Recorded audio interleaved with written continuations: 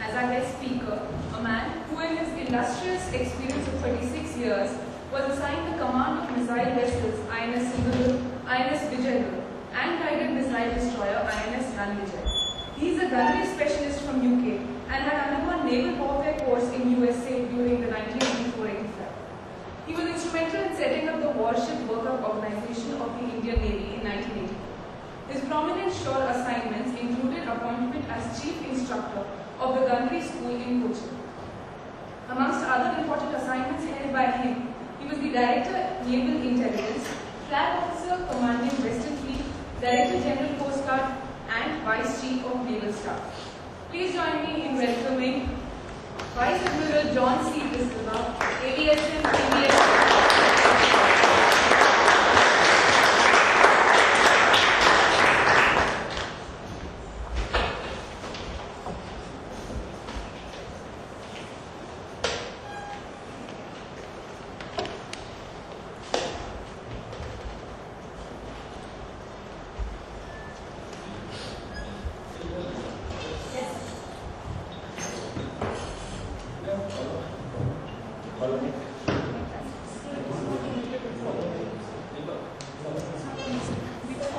We were not able to arrange for a column IP, we were getting only a table.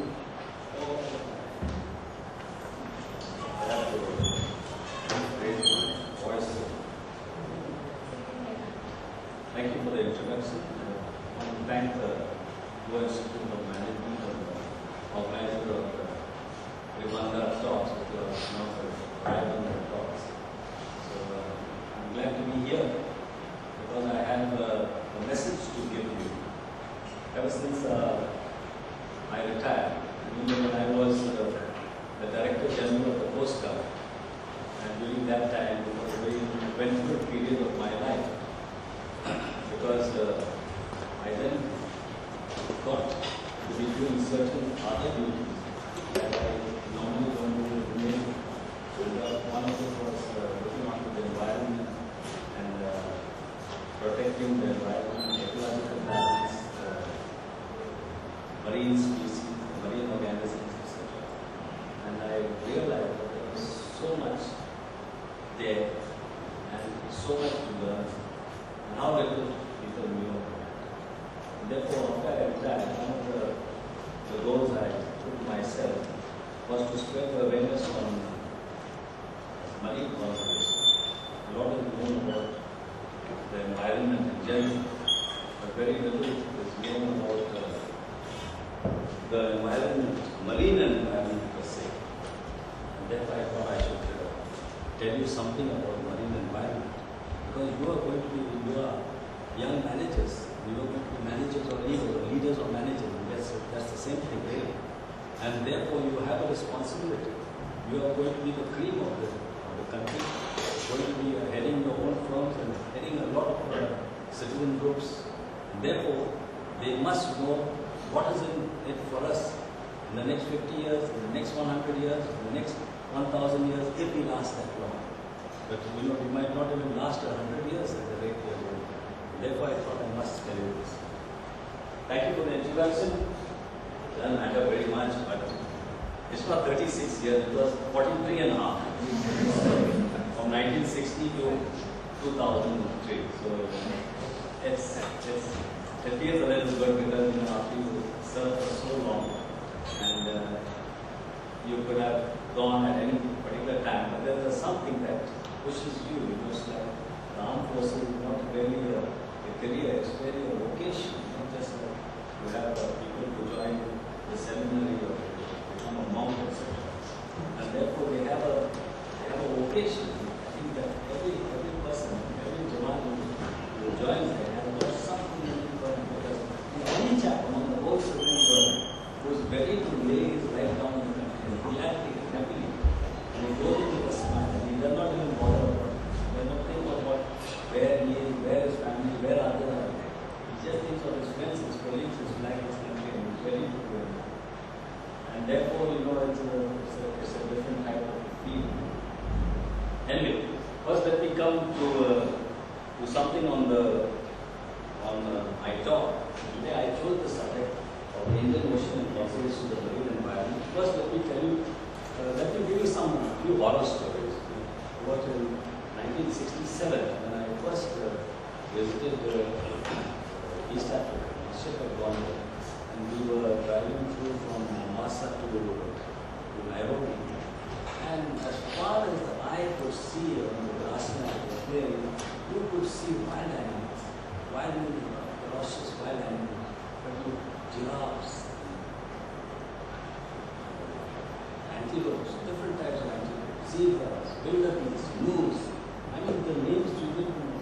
When I say millions, it's millions as far as the eye could see. It's just a cloud thing, and you could see them close by, nearby, and giraffes eating.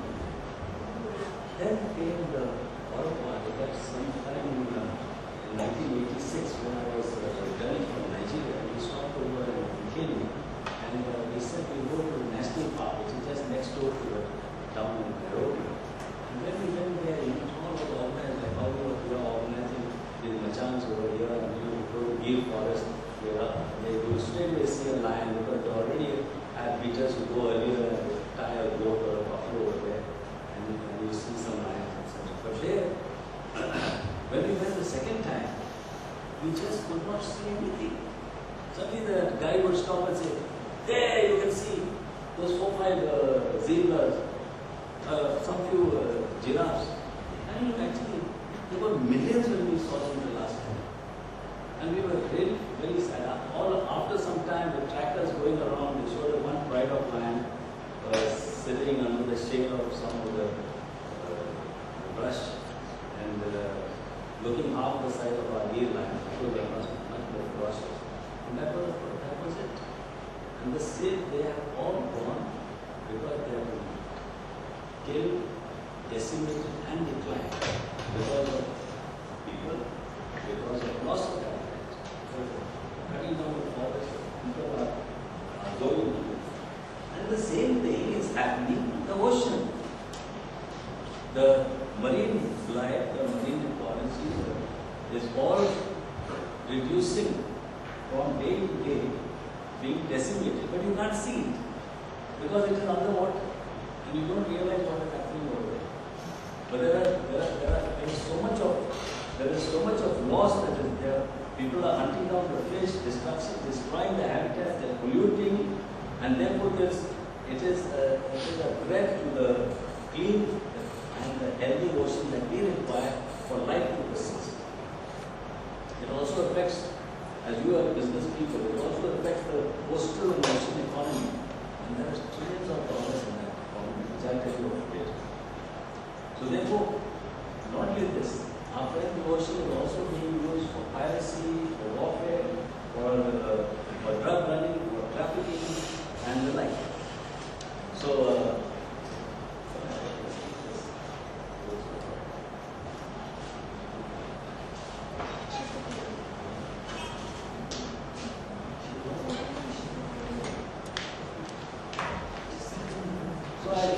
I just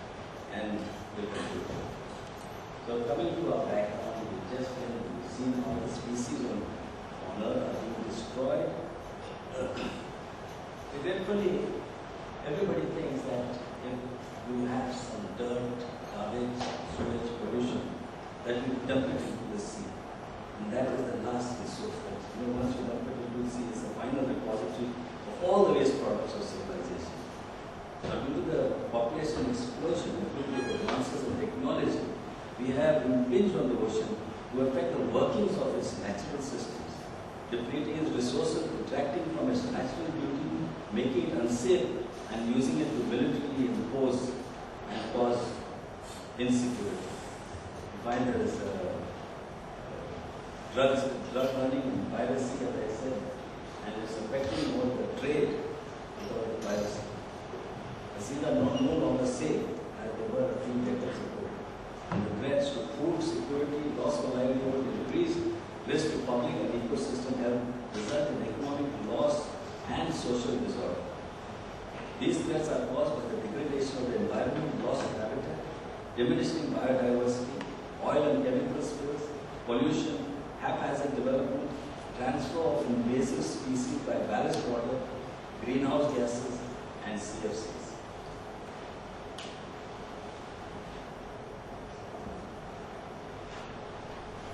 The planet Earth is called the blue planet because it has 71% of water.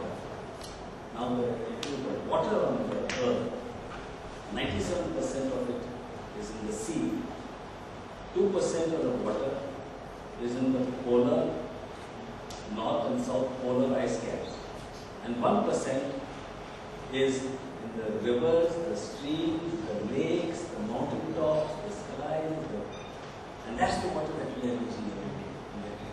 It's just 1% of the water that we have. And the sea and this polar ice caps, the amount of water is so tremendous that I tell you when it comes to global warming, what can that 2% of water cause in case it warms?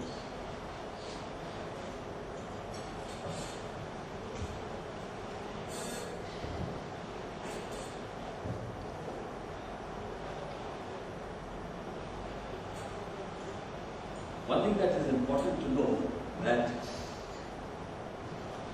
without the ocean, there will be no life. All life started in the ocean, about 3.5 billion years ago. And from that we developed. There are about 11 phyla in the ocean, and there are just 2 phyla on land. So the number of species in the ocean is far, far, far, far more. But there is so little knowledge about the species in the ocean because we have not been able to find them in research. We find the NIO scientists, every scientist has got one species named after him. Sharma something, Verma something, etc. You go there, you find it. Every time they go and catch some species and put a name after it. Because they have, because there are so many species that have not been. In fact, there is more known about the other side of the moon than about the Indian Ocean. That's the actual fact. In the last 50 years, I think we have come to know more about the ocean than we have come to know in the last 1,000 years. Maybe that's a fact for every other science, every other field, but that's how it is for the ocean. Without the ocean, there will be no life. Once upon a time, the sea was a divider. Today, it is a joiner. The world's business and economy depend upon it. 95% of the world's trade goes in ships' bottoms across the world. A slight swing in the figures of trade can make or break economies, and you can see what's happening now in the world and in the present business world. It can break small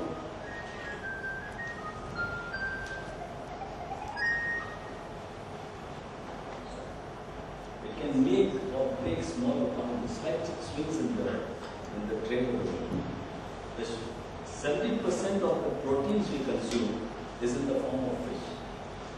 The oceans also regulate the world's climate, in the process producing 1/3 to half the global oxygen supply through the biological economy.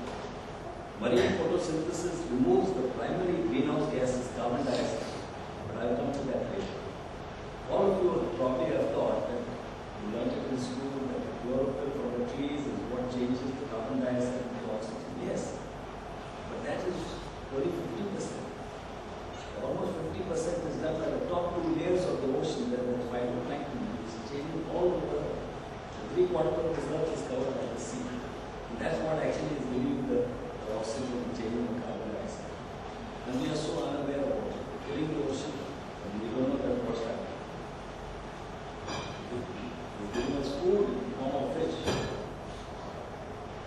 coming to the strategic importance. Over 100 years ago, the famous strategist Alfred said, "He who controls the Indian Ocean dominates Asia. This ocean is the key to the seven seas. In the 21st century, the destiny of the world will be decided on its waters." And that was somewhere at the turn of the 18th century, maybe or 1900. And it is so true that as we are in the 21st century, you can see in the last 25 years, the amount of militarization that's taking place over there. All the corporates of the world have now moved into Afghanistan and Iraq and Iran, and now they're going into Central Asia. There are the navies of over 12 countries from Europe and Europe were here in the Indian Ocean, mingling in our waters. They have no business to do. There are wars going on in Iraq, in Iran, in Afghanistan, in Somalia, in Sudan. And they are attacking right from the sea. Countries are getting the power to put their military might right across countries into somebody else's territory. Not the nuclear reactor, but a conventional weapon.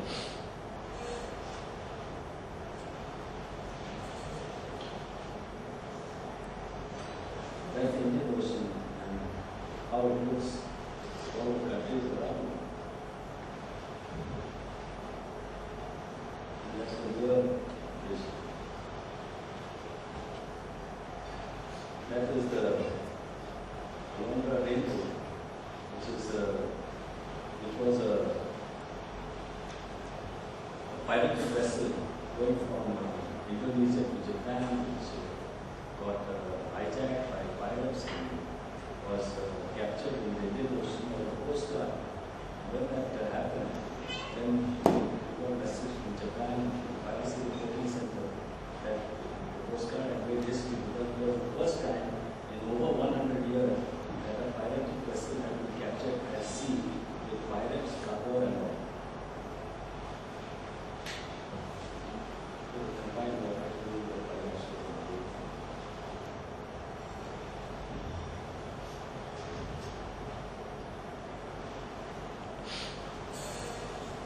So there is a big strategic aspect of the Indian Ocean because of the trade, because of the location of the land mass all around it is like a lake. The only country that's jetting into this lake is India, and they're right in the center. So we have control of this. That's the reason why everybody wants to be a friend. Everybody wants to write from Japan to China. They want India to look after the national state, but it is not the subject of my talk. I won't deal at all with the strategic aspect. But I'll get back to the marine and give you some of our stories. About 500 years ago, when navigator John Cabot was sent by the King of England to find a sea route in India. At that time, everybody was interested in finding a sea route. All the spices, all the trade, all the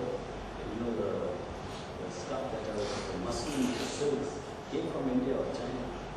All the spices were what was required to marinate and to preserve the meats for a long time. And that was all came from India. It came by the caravans, the caravans which came over the land. They thought they would find it was very expensive. They thought they would find a sea route. And thus everybody in Europe was trying to find a sea route. At that time they didn't know that the world was gone. They felt that if they sailed too far, they might either find a wall or some other land or they might follow it. So everybody took their own route. Columbus discovered America. John Cabot went on the northern route. Vasco da Gama, of course, came here. But John Cabot went north and he went towards Newfoundland in Canada and he found the Great Banks. And he sent a message back to the king saying, here the fish is so plentiful, you can pick up cod. If you load wicker basket and pick it up, you can just pick up cod fish. And the cod was so plentiful, it was the greatest fishing grounds in the world. Cod was so plentiful, the catfish, the anchovy, the various other fish. And that it continued for 400 years. The system of fishing over there was that schooners went out in the morning, they collected the fish the whole day. In the evening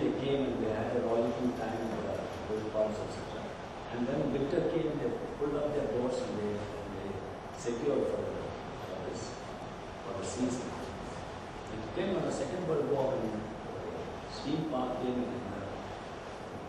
iron ships came along. And then you got these 2,500 ton trawler motherships which were coming and fishing in those waters for in 8-hour ships round the clock. And they were taking off fish of about 200 tons in one shift of 8 hours. And they were taking out more fish in one shift than a schooner would pick in a whole season. So you can imagine how much of the fish was being taken out from there.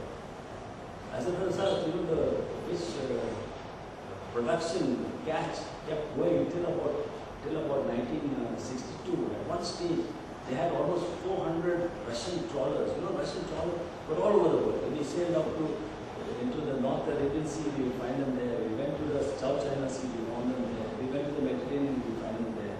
Upward, they were the Black Sea, all over the Atlantic. So there are 400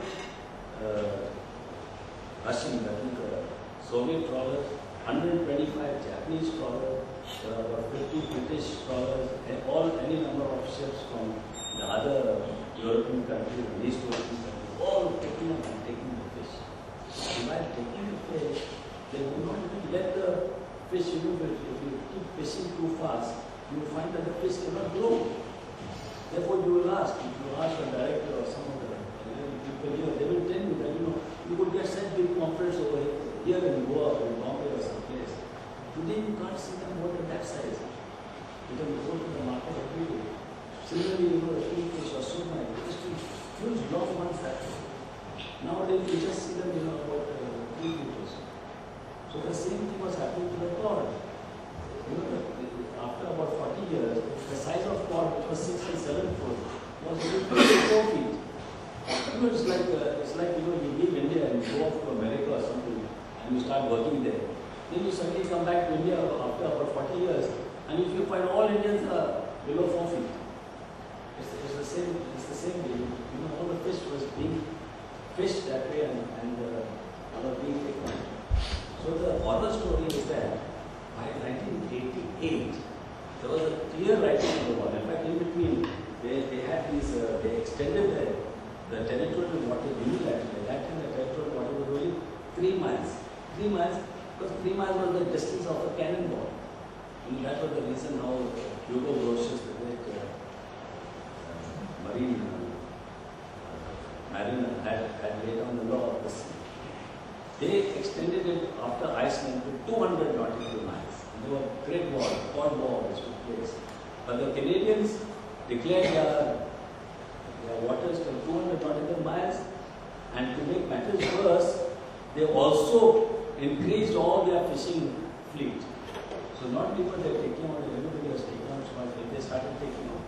You see, all the fishing boats in this world at the moment can take out more than twice the amount of all the fish that is in the ocean. So the thing is, when we see Mr. Joachim Arima or Churchill Arima saying, yes, we are going to get more trawlers. Oh gosh, you are going to be restricting the amount of fish and the size of fish that is being taken from the sea. Otherwise, you would keep taking trawlers, giving subsidy for trawlers, and then after 3 or 4 years, there will be no fish.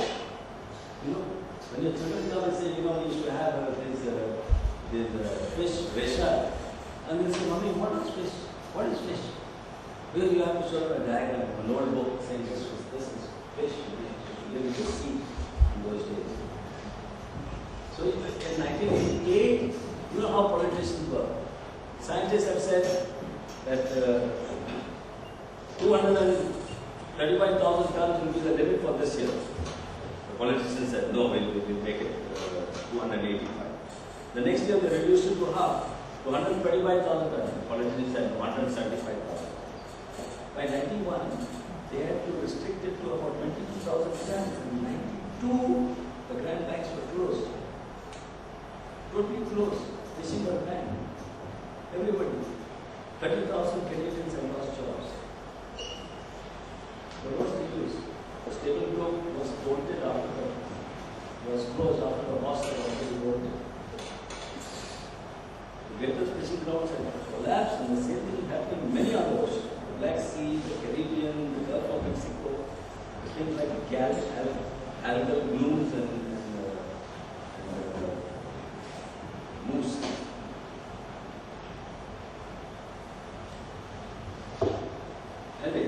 all is not lost.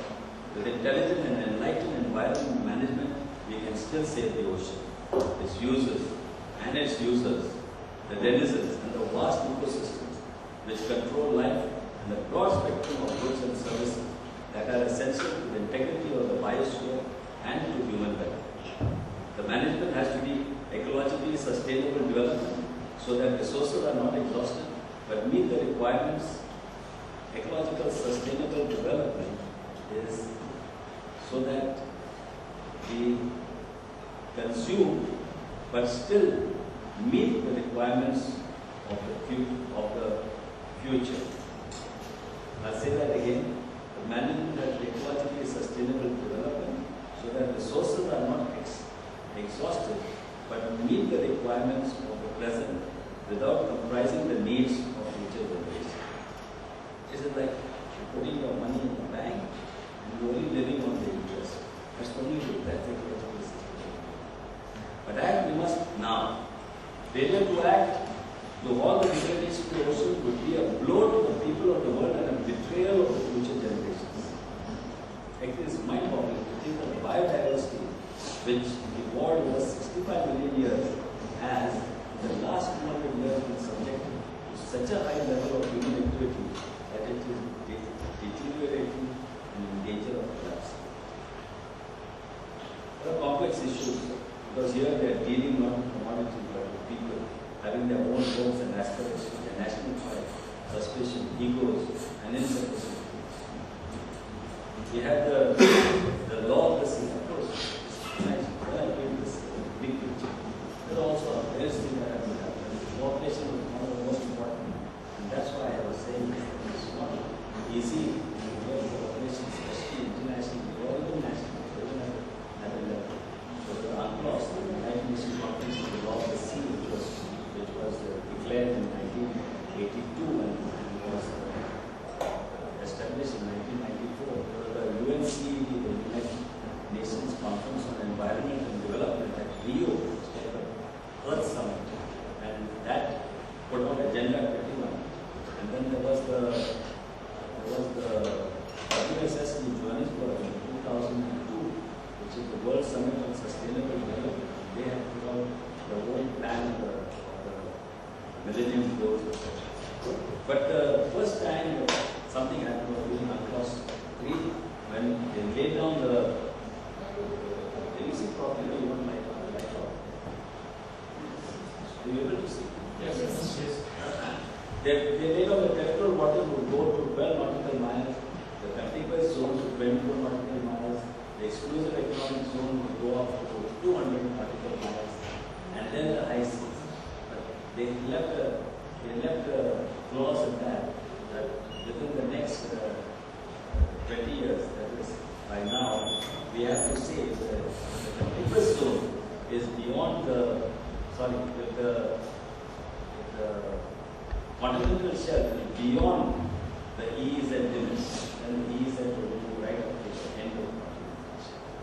We have got, India has got 2 million square kilometers of EEZ, and now we are going to get 3 million because we are extended to the end of our continental shelf.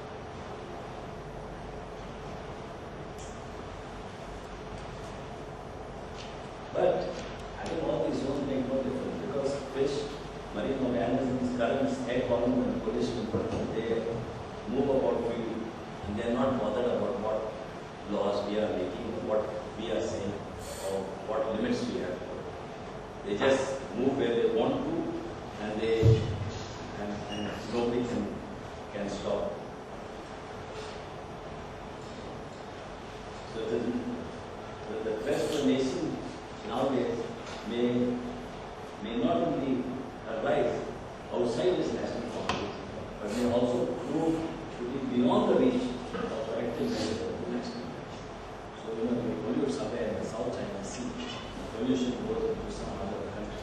You may do as much as you like to keep your pollution right, you're keeping your fishing right, but the other countries in the region refuse to do that. It can affect. And there is, for example, now the air pollution from China and the mainland over there is affecting the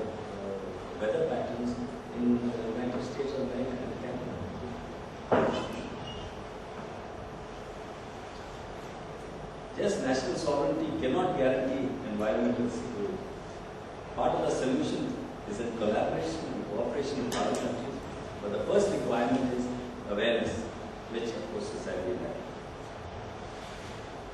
The marine resources are mangrove, coral reefs, seagrasses, wetlands, fisheries, hydrocarbons, and other resources, which I will deal with. Firstly, the mangroves. The mangroves and the coral reefs are the nurseries for fish and prawns. The zooplankton, the small, very small, tiny microbes like the fly, they feed on the phytoplankton. Phytoplankton is something of marine growth. See, it comes here. They live on some of the leaves that fall from the mangroves, which always grow in the water. So the phytoplankton fed by the zooplankton form the feed for the fish fledglings and so on up the chain.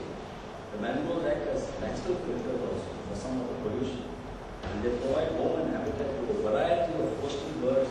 They bind the coastal areas, the soil, they prevent erosion and siltation and prevent them from the impact of storms. So you see, the people are cutting mangroves by they use them for firewood, they use them for wood, they using various things. The most dangerous thing is shrimp farms. They cut out the mangroves and they make shrimp farms. They already water. So the mangroves are, people are not, they're dead and gone. Their children grow up and find no fish. So it's all gone. Similarly, so we find a road just going from the Karamba right up to GM6 road, went right from the mangrove swamp. So the mangrove is divided, water doesn't go. And later on the CCP said, we have got so many floods. What is happening in the Portuguese days? Because there were no floods over there. But it is a whole system of how it is affected by various mangrove regions. The Asian region has the richest diversity of mangroves. Out of the 70 varieties worldwide, 51 are in Asia. The mangroves are also being cut down by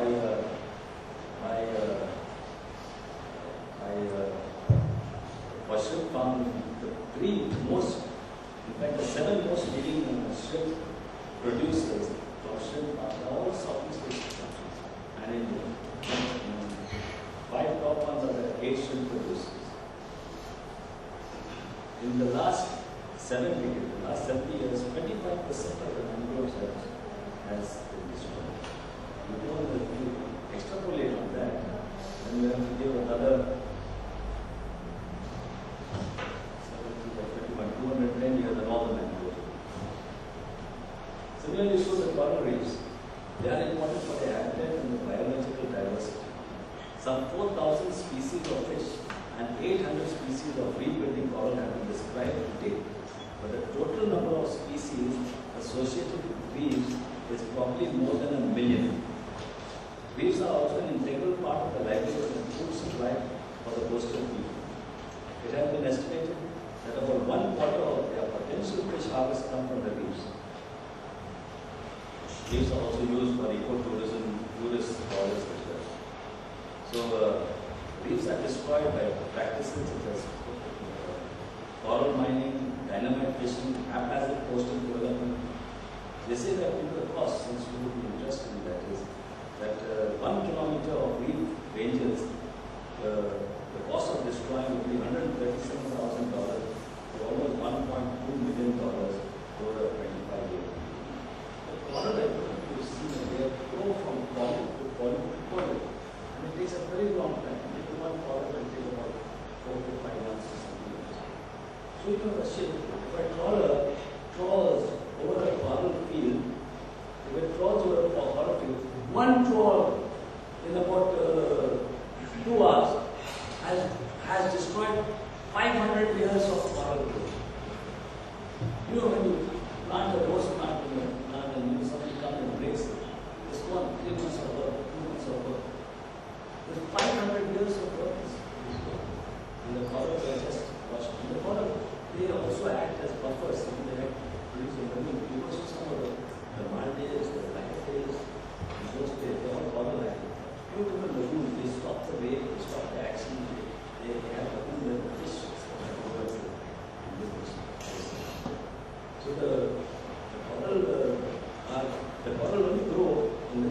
drinking water at a certain temperatures and with sunlight. So they only exist between the Tropic of Cancer to the Tropic of Capricorn. 22 degrees north, 22 degrees south. You don't find corals up in Europe or other places. It's just in these tropical places. Seagrasses. The seagrasses also grow in depth up to 50 meters. They are the only pure, true flowering plants which have colonized the sea. And they have their own type of fish and worms, and they supply nutrients to some of the other commercial type of fish. And they also have certain type of weeds, etc., which is also commercially responsible. It also gets into the food chain. There are also bigger animals like the dugong. The dugong is like a small elephant. You can see it in the like not like a whale, but like an elephant drum. And there's a mammal that is a national or state emblem of the Andalusians. They say that the sea grasses, even 1 hectare of sea grasses yields $22,400 per year. Now the wetlands are a separate ecosystem, and they have their own flora and fauna, the animals and fish, and the seasonal migratory birds, the dunes and black dunes. These also act as natural buffers for storms and tidal waves. The wetlands are also other resources are threatened by pollution, land reclamation, and a very different type of land fish, which is called the property sharks, who have been grabbing the wetlands for building. They build seawalls, they build reclamations, they build coastal development. They're coming absolutely like cancer and closer and closer to the sea coast. And the wetlands, they act as buffers for the storm. If a train is coming at 100 kilometers per hour and you put a buffer over it, it will smash it completely. It has to be braked slowly. That's what happens when you have the storms or the super cyclone leading the coast. The people near the coast are affected immediately. It has to go further and further away. It reduces the speed, the trees, the dunes, the black dunes, reduces the speed of the storm. The storm is gradually, by the time you get about 2 kilometers inland, it has reduced considerably. Even the tsunami, people just don't listen to what is passed by the coastal management zone or the coastal regulatory zone. It's 500 yards, don't go up and don't have any problem. But the tsunami did not affect anybody beyond 800 meters from the sea. And if people had stayed behind 800 meters, they would not have been single there.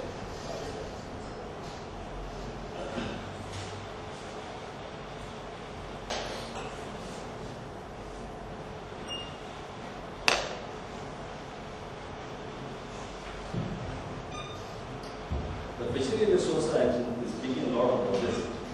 Fish is the main source of protein for the 1.6 billion coastal people of this region of Asia. 500 million alone along the South China Sea. And there are more people involved in fishing here than in any other part of the world. There are 28 million people involved in fishing in Asia as compared to a world total of 34.5 million. The fish production is also being produced in capture fisheries. One of the wild fish to be captured like aquaculture.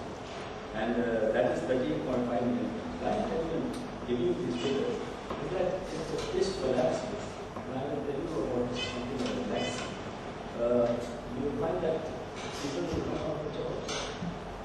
And if the fish collapses, the tourism industry also will collapse. Hydrocarbons are among the non-living resources. The hydrocarbons are the most important. There are important oil and gas mines in the you can see in the Bay of Bengal, the South China Sea. But the amount of oil being transported through the ocean in Asia is phenomenal. All of Japan's, Republic of Korea, and much of China. Korea does not have any oil, not Japan. China has. So all of Japan, Republic of Korea, and much of China's oil requirements are imported and come mainly from the Gulf. Only these three countries consumption in 2005 amounted to over 650 million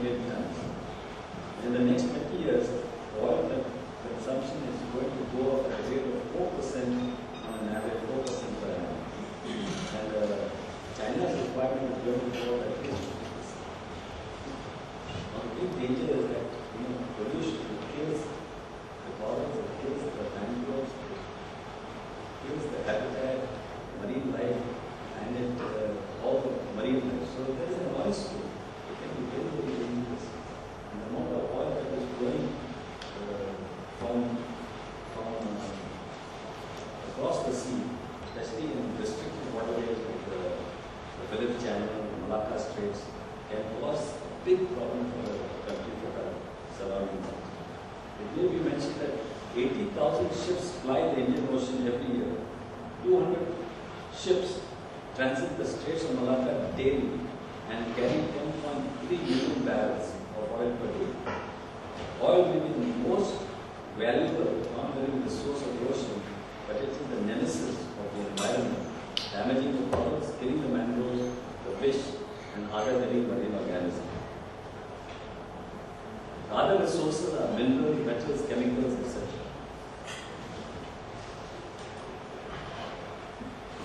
There are a number of other issues concerning security of the ocean, either to its users or to the biodiversity. Nations have been dealing with ocean security issues separately. For example, there are separate conventions, agreements on fisheries and striking fish stocks, search and rescue, safety of piracy, pollution, ballast water, greenhouse gases, etc., which are not coordinated and also dealt with separately within the country and at international level. So what is happening is that everybody is dealing with it separately and there is no coordinated approach. The new concept is for securing the ocean. This is a comprehensive security concept which looks at military security, transportation security, food, energy, environmental security, and ecological conservation in a coordinated manner and an integrated manner.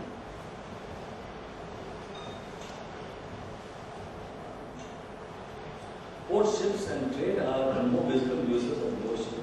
What is more important, yet much lesser known, are the environmental aspects of the ocean. The oceans are in great danger. May I say that life in the oceans are in great danger. The oceans themselves may last. Despite all the conventions, there is no boundary for marine organisms. As I was saying, in the last 50 years, we have learned more about the seas than in the preceding millennium. We now know that ocean currents heating, the many things that we have learned in the last few years. We now know that ocean currents and heating effects in the South Pacific, such as El Nino and La Nina, control the weather halfway around the globe. It controls our monsoon. The monsoon depends on how hot the weather effect was in the South Pacific.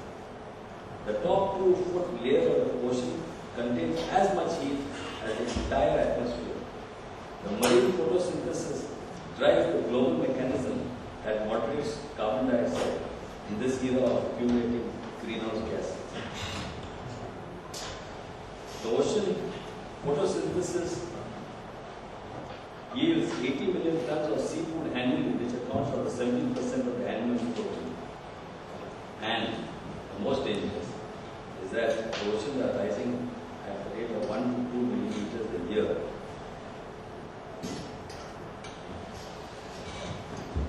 How the ocean is destroyed? By marine pollution, overfishing, habitat destruction, and global warming. In marine pollution, as I was mentioning, that we have a lot of disasters. You must have heard about the Exxon Valdez in the Prince William Sound or the Torrey Canyon of UK, prestige of Spain. But what I want to tell you is that although you think that these are very dangerous, causing a lot of damage, the oil spills, the largest sources of marine pollution are land-based sources of pollution. So the runoff and discharges from land comprise 44%. The airborne emissions from land comprise 33% of the pollution. The ocean dumping 10%. Offshore mining and oil gas drilling is 1%. And what I spoke about the oil spill or this big spill, the whole world wakes up, is only 2% of it. So 3/4 of the pollution is man-made. As the population increases, you will find that more and more pollution coming into the sea. I want to tell you about the Black Sea because that is a famous case. The Black Sea is an enclosed sea which has 4 rivers Leicester and the Danube. The Danube flows to about 7 countries and comes out at Romania. And after the collapse of the Soviet Union, there was no control in some of these environmental aspects. And there was blatant polluting, dumping into the ocean. The Danube itself was 45% of the pollution of the Black Sea. And they bring down all the nitrogen, the pathogen, the sediments, and the nitrogen and phosphorus, and all those, they feed the algae. Algae is small organisms that are in the water. And actually fish feed on algae. So algae feed so much on the plants are party time. So they feed so much of the fish that of this that they crowd up and they become like a big green soup, spinach soup. And the sunlight can't pierce it. And when the sunlight can't pierce it, there's so much of algae that algae eat up all the oxygen. And when the algae eat up all the oxygen, you know the oxygen left for the fish. So the fish die. And then you find suddenly, in some places, you find so much of fish on the sea. They died because there was no oxygen. They call it a red tide. And these are called harmful algal blooms. You find it sometimes off New York, sometimes off Louisiana, sometimes off Pakistan and Georgia. And I've been to this whole coast with Romania, Bulgaria, and Russia, because I was commissioning a identity site destroyer at one time in India. And it was such a beautiful coast, just in the Mediterranean coast. A lot of people, the Soviets had, and the East European countries had built a lot of, very economic type of hotels. Everybody from Europe, etc., they used to go there for a holiday. They had a good time because they could swim and they were very cheap. Now what's happened is all this sewage coming down, mixing with this, and become like a big moose, especially on the Danube, and the Romania, Bulgaria, and people dare not go to the water because they go there, they get some rashes, etc. And because of this, people are not able to the tourism industry is collapsed. Although what is happening, what is this right? No, the fish industry is $2 million. $2 million just from taxi. In my opinion, in you said, all the ships will come from the last thing that we have no ships all any go down through the straits of and they put the Boston and so that other thing that they really balance that's not the map of the legacy. The balance the balance has become there is some system. The greatest barrier for all is salinity and temperature. If the salinity and temperature is not right, nothing can grow. It has to be the right. Sometimes the salinity and temperature they mix. For example, the zebra mussels have gone from which birds have gone to the ships from the Baltic, have gone into the Great Lakes, very much like freshwater lakes, and they have jammed the ports, the harbor, the rivers, juice fields, etc. Just one of those millions of dollars to try to get rid of the zebras. Similarly, so in North America there is a jellyfish over there, and the jellyfish which we have over there sometimes grow in sitting on the beach. Call it the Portuguese mangrove, Neopsis lady. So that has become so multiplied in the Black Sea, because the condition is the same that in 1 square meter of water you can pick up 1 kg of jellyfish. And therefore people will not go into the sea. Now what happened in North America, they've got these anchovy fish. As the jellyfish are getting born, but there's no anchovy in the Black Sea. So there's nothing to eat enough to keep the ecological balance. The ecological balance has collapsed over there. Therefore, you find out that Black Sea is like a dead sea. We should call it a dead sea. The moose, the water. One is something bigger. Like a sea, you get this water. This is the jellyfish. So you are now watching, and as I told you, 11 of the world's 50 most important fishing areas are already collapsing. 70% major fish species are either fully or overexploited. Right? For example, landings of tuna, cod and haddock have dropped 25% since 1970. Similarly, so in India, the fish catch is about 2 million tons annually and declining. The fish catch had peaked in 1992, but by 1990, fish landings had almost halved, thanks to the extra trawlers that are being sent out. And while the law has been passed on the size of the fish that can be landed, there is difficulty in enforcing it.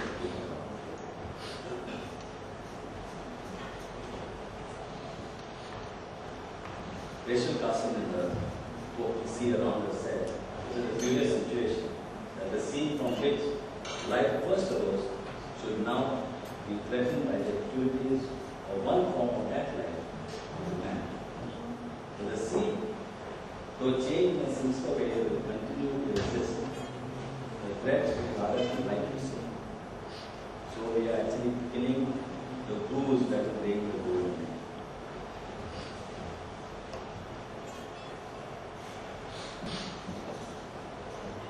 Without any concern for the nature and the miraculous ways of launching them, manage the balancing the environment, manage the biggest challenge in this fine year.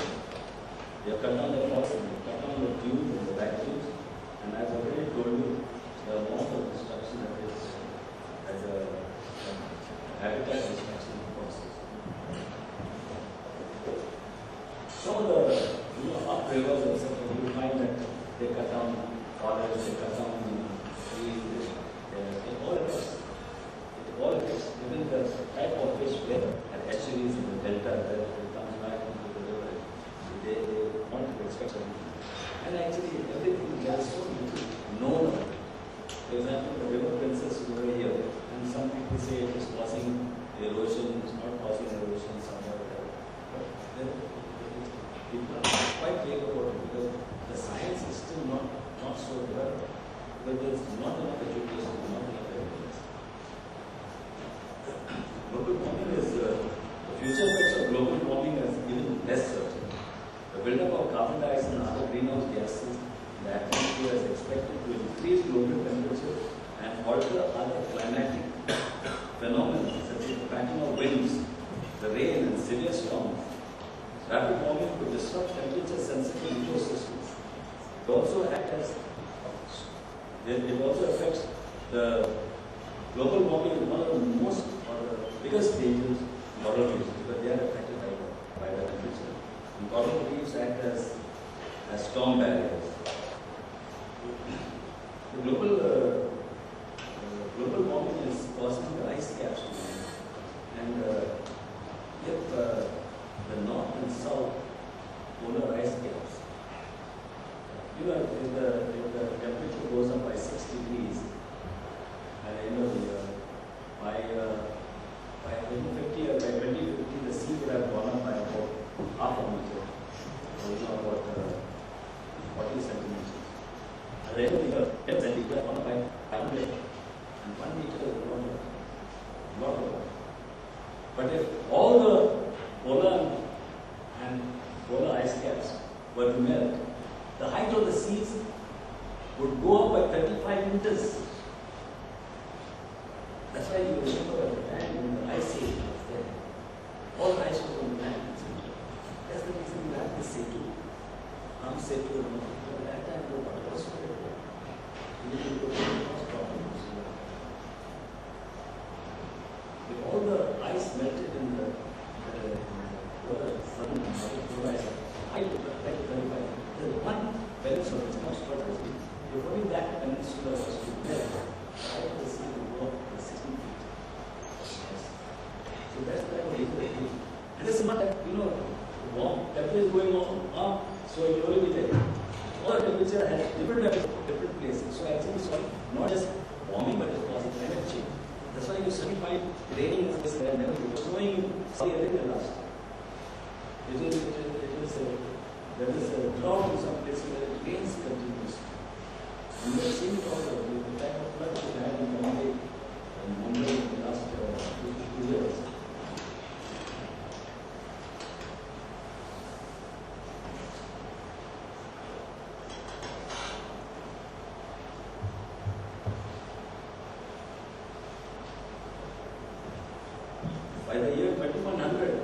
sea is expected, I stand corrected, by the year 2100, the sea is expected to rise 50 centimeters, flooding many lower lying islands such as the Maldives, parts of Bangladesh, Solomon Islands, many places in India, surely Louisiana, those places, Florida Keys. Louisiana is already below the sea. So what's the way ahead? All is not yet lost. We can save the ocean by ecological, sustainable development to environment planning. Environmental security is protection and preservation of the environment and marine resources, protection of endangered species, and prevention and control of pollution. Development and peace are all interconnected. It's funny that here is a wildlife environment was given the Nobel Peace Prize. The Nobel Committee said peace are built to secure our living environment. They said the environment is very important aspect. When we destroy resources, they will say yes, we might the Nobel Peace Prize. But how do we go? Everything was fine. When one fifth of the world's there are 800 million people are under us. How does it get on? It's a problem. We have to see. Sustainable, ecological, sustainable development costs money. So population is very important. Recently the population we have the other what's needed, population control, awareness, education, corporate social responsibility, coordination, and cooperation. So population, fortunately, they are able to reduce our rate of population. Not much. Some people say that the world has not still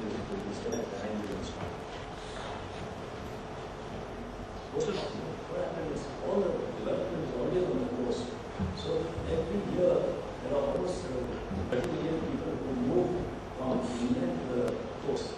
So we talk about the whole coastal place. So what is going to happen? The next 100 years, there will be 450 million refugees. How many people? And that 150 million people move to the land. You know that a million or so migrants into the border of Assam, West Bengal, South Bengal, and very much more. Become refugees in the mainland, back to the there is no planning in this. It's a big problem. Awareness has to be brought up. There is no amount of policing can ensure full compliance unless there is cooperation. This can only come about for awareness. But how should we do awareness? The people who are most affected. Question concerns are basically a liberalization for the we had doing some turtle conservation in Odisha. Thousands of turtles from that particular time. Turtles have a very peculiar way of life. After they are born, wherever they are born, they go almost from here to Panama, some place in the Philippines. But after 20 years, they come and lay their eggs in the same place where they were born. And therefore they will come and they, just before they go ashore, then the male and female mate, and the female goes ashore and she lays eggs. The male never goes ashore after he is born. The female goes and lays eggs under 50. And after about 60 days or so when they hatch, first thing is little turtle come and they automatically, as they learn before open eye, they just head to the sea. If they ever head in the wrong direction, they finish the loss. But before that happened, the birds take them, the crows take them, the dogs take them, so those places are blocked off. There are things like turtle exclusion devices, very costly. So now there are things like particularly sensitive sea areas, there are large marine ecosystems, there are marine parks, etc., which are we cannot speak about everything just now. One of those is the marine park in Odisha. And since these people were stopped from fishing there, their livelihood went. Now are they to protect this turtle or get some bread in their stomach? The thing is that how to build up this sort of awareness. When I was director of the post after Silva construction industry, asking to chair their environment committee. So at the first meeting I came, there were a lot of business people, directors from various firms, and I was chairman. So first thing they said, "Ah, Silva sahab, अच्छा है, आप आ गए हैं, आप भी देख लेंगे, you must help us. Government put very strict rules about this environment, CRZ and pollution, etc. आप बताइए, how we can overcome it?" I said, "Asking me, Ramesh, I'm here to enforce the rule." I said, "Want to know who all are breaking that? I want to report you all."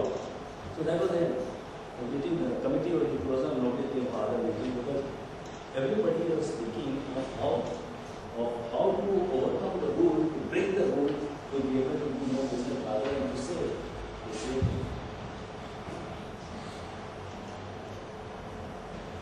I think I overshot my time with I'll just quickly run through. Education is another very important aspect for building up the awareness, and it needs to be ingrained into every person at various levels. In fact, even here in the MBA class, you must have a capsule of environment for everybody, or in any degree course, any school course. Corporate social responsibility. They say that the value of services globally is of the value of eco-services, goods and services. $33 trillion a year. Of this, 64% is provided by marine and ocean services, and 38% of the global total is provided by coastal systems. So ocean management is a horizontal issue requiring collaboration between government, stakeholders and the general public, NGOs, corporate business houses, and internationally among others. Corporate business houses have learned that environmental protection and sustainable economic growth are compatible goals. Enlightened businesses are increasingly recognizing that they will benefit from sustainable development and are seeking ways to integrate their profit-oriented bottom line with broader social and environmental considerations. A number of major industry-wide institutions such as the International Chamber of Commerce and the World Business Council on Sustainable Development, which count many major corporations among their partners, have embraced the issue. And then cooperation. I spoke about cooperation, how it needs to be done internally, within the country, and externally, internationally among various countries. Unless you see, the trouble is that although we think that it is quite easy to cooperate, there are different levels of richness. If you have to do ecologically sustainable development, then it is costly. If you have to treat the effluent on your industry before it goes into the sea, it costs electricity, it costs chemicals, it costs amount of it. In fact, I find that even very prominent and respected firms who have got such good pollution treatment plants, etc., they just keep it on very when the inspector comes on. And the rest of the time it is on the saving electricity. Goes to electricity is saved by not having pollution. And that's what keeps happening. If you have to be responsible citizen, then have to see that it happens. The fact is that if you as leaders see that the environment is protected, your workers will feel more indebted and grateful to you because you are looking after their children and their grandchildren. So you are protecting the earth and the environment for them, and if they know that your aim is to protect that, what they are going to do, they will work better and they will do better results for you in your industry. So financing, ecological sustainable development depends on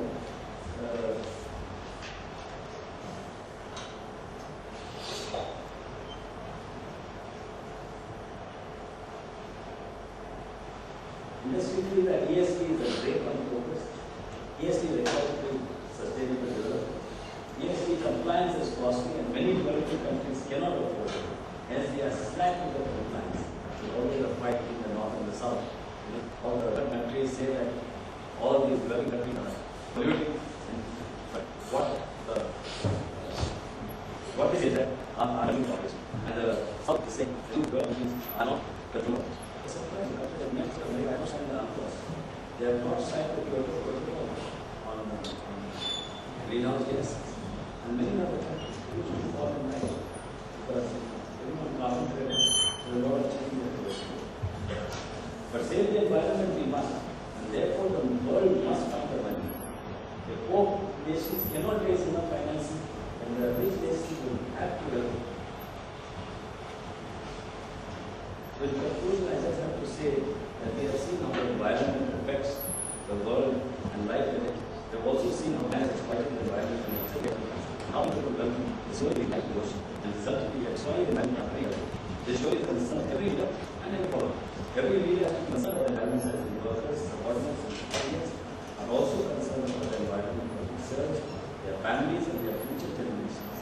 The leader who is not concerned about the environment would indicate that he is not concerned about the well-being of the ocean. Don't just teach because of the ocean, but still the love for the sea and a new ocean ethic, fundamental to recovery of the ocean. I finish. Thank you. And thank you for your observation.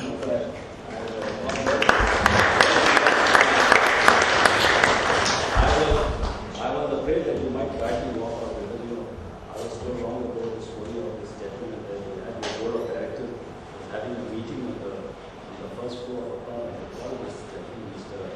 Stanley Thomas, to address him on public speaking. So the meeting was at 12 and he came. Before he started, he asked the chairman, Mr. How long? He said, well, Stanley, how long were you prepared for? He said, I prepared for 45 minutes. Oh, gorgeous. You prepared for 45 minutes? You speak for 45 minutes. But you know that, wow, I'm still working at 12:30. So, you'll sleep out at 12:30. If you continue speaking, just carry on with that. So, I'm glad that you have left while I was speaking. Thank you very much. I hope I have been able to give you a message.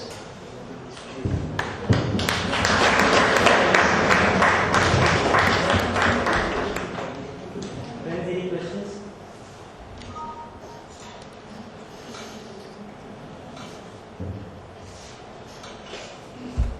Sir? Yes, sir. Yes, sir. Sir, I have heard that a lot of Goan beaches are getting polluted by the oils being dumped into the sea by commercial seas near the coast of Goa. You're right. So, what is being done about that? I cannot tell you what is being done because somebody has to do it. But I'll tell you firstly how it happens and what needs to be done. I think that just the seas, the ships there, besides that, there's the traffic that runs through. You might have seen the shipping routes that I showed you. There are ships that go from Karachi or down the coast. They come from the Gulf and they come from other places. And when they are passing 10 or 15 miles a day, they are not supposed to pump benches. Benches are the dirty oil. They are not supposed to pump ballast. There are rules for ballast. You can change ballast water only in a place which is so many miles away when the ship is going at such speeds at so and so rate or so many tons per minute or per hour so that it does not upset the ecological. So this when the pollution takes place, the atmosphere breaks up the whole thing. Some of it gets evaporated and some of it gets dissolved and some form into small little tar balls, so the tar ocean. So that beneath there is floating, as the wind is pushing the southward monsoon. So at a certain time, depending upon the wind patterns, it comes onto the beaches. And therefore you will find in certain places where we have golden beaches, they become black. But if you went to Kovalam and those places in South India, they became black long time back. The ships are going much closer. Because they are, the coast being what it is, the ships in the Gulf are all coming close to that. And therefore it's okay. But what has to be done is that there has to be a certain amount of policing that has to be done. Now the Coast Guard has certain type of equipment. You can, from the aeroplane, you've got a sensor. And you can, actually that infrared sensor can sense anybody who is polluting, pumping oil or pumping diesels or such like. And you can even take out photographs sometimes. But infrared is enough. But what happens, the law is that they are so far away that they come under some other rules. So the UNCLOS is a big document and it has so many clauses about how it is to be implemented. But there are also a equal number of big reports. So one of the things, there's a flag state, there's a territorial state, the flag which the country is using, and where she is registered, where she is passing. You know, sometimes when there is some crime on board, etc., you have to give the nationality of the people on board. So everything being applied, it's not easy because that crime will have to be reported to his flag state, and then that state has to take action. Besides, you know, it's not very easy to detect that sort of crime. Everybody thinks that these ships here in the harbor.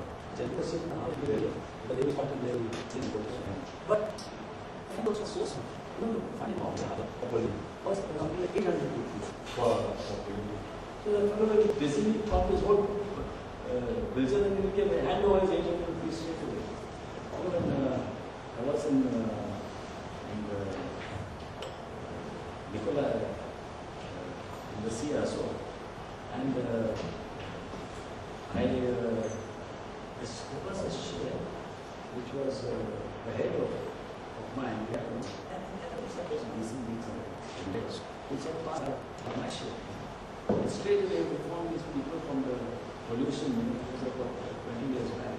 They came on board, they said, Captain, you know, you have to pay a fine, you know, so it's amounting to so many thousand rupees are coming to about 2 lakhs of rupees. And I was absolutely clear that, you know, there would be not a drop of oil going out from my ship. I only knew the rules. The problem is the chicken that he said, what? He took a sample of that and we tested it in front of the laboratory on board. And we showed that the oil that we have on board. But they were trying to put that, trying to make a path. The pen but it's the fine was so heavy at that time. And I found one of the chairman of the board trustee about someone's problem. He said, John, what are you talking about?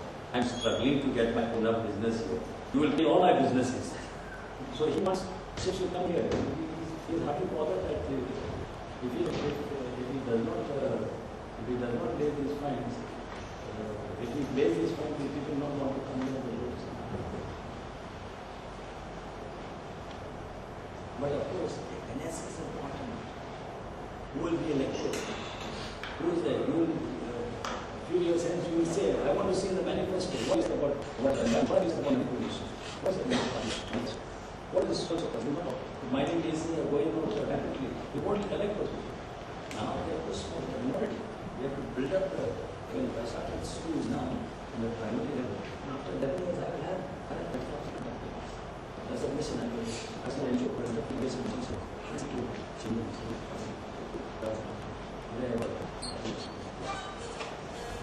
Yes, ma'am. Now is increasing the commodities trade that's happening through the city. Of late, commodity trade is increasing. Yes. So even most of the Asian states want to control the seas. This is it. Yes. So even after all these things, there's a huge increase in the piracy, sea piracy of it. Yeah. That's hijacking. Yeah. So I'm an expert on this piracy, so I can actually give you another talk for 1.5 hours only on piracy. But the thing is that it's true that firstly, the trade has not increased. All these past years, the trade of most goods goes by sea bottom. Between 95 to 97% of trade always is carried sea bottom.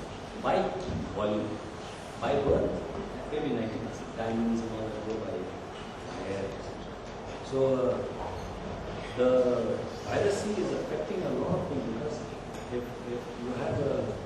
you have piracy and they affect mariners don't want to go to sea, and insurers will want their insurance. Mariners want more insurance, the more pay because of cost of transportation, the cost of cargo, etc. Will go on. Now there are certain areas where there is higher levels of piracy than in other areas. These are areas where the waters are restricted or where there is a very lax government. So mostly the straits, like the Malacca Strait, the South China Sea, all the straits, the Sunda Strait, the South China Sea, and some of the ports, but more the West Africa, and some places of Bangladesh and Somalia. The piracy in Somalia is because of this new commentary. They were internet over there. You know exactly what happened and how it is. I showed you the picture of the Admiral rainbow, which is the first time we captured it. The ship, they captured the pirates. Pirates had boarded the ship in one or two stowaways in the harbor, in one of the harbors in Indonesia. And while they were on the way to Japan, they came out and held two people hostage. And then made them take the ship at a particular place. And then another boatload of pirates came on board. And these fellows who had been tied up and kept the ship offset, the ship turned around and instead of going to Japan, they were going to a place called Miki in Japan. They were carrying aluminum ingots. They started going towards the Indian Ocean. And when they reached the Andaman Sea, they put them in a rubber boat and put them over there. These fellows were at sea for 6 or 7 days without food or water. And they had already put out a notice, the Piracy Reporting Center and the company, because they were not in touch, that for a lookout, they gave a reward of $1 million.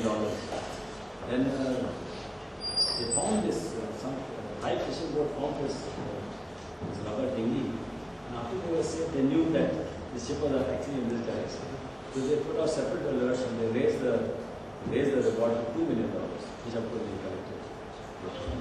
But we got a lot of bogey calls. But there was one call that we got from somewhere in Mutton Point, south of Giovanni.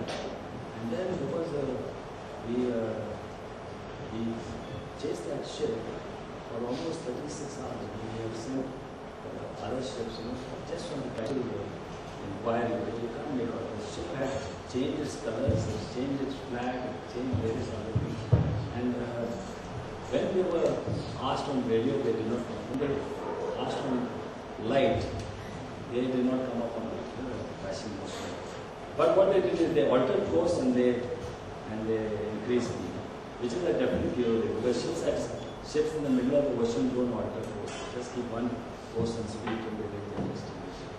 So that was a short giveaway. By the morning we had an aircraft and we fired some shots in the front and the bows, across the bow, the whole shot. Then we scrapped the ship because some other ships. And finally, we had to woke me up at about 3 in the morning where they can use force. I said, go ahead, graduate and use your force. So they started firing first on the bow and the mast, and they started firing on the engine, and the ship was brought to a halt.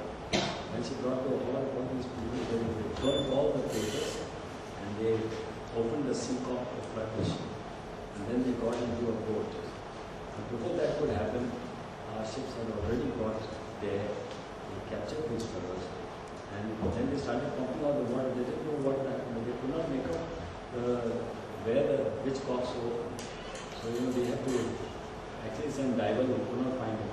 Then they had to put a gun to one of the pirates said that chap was running the engine.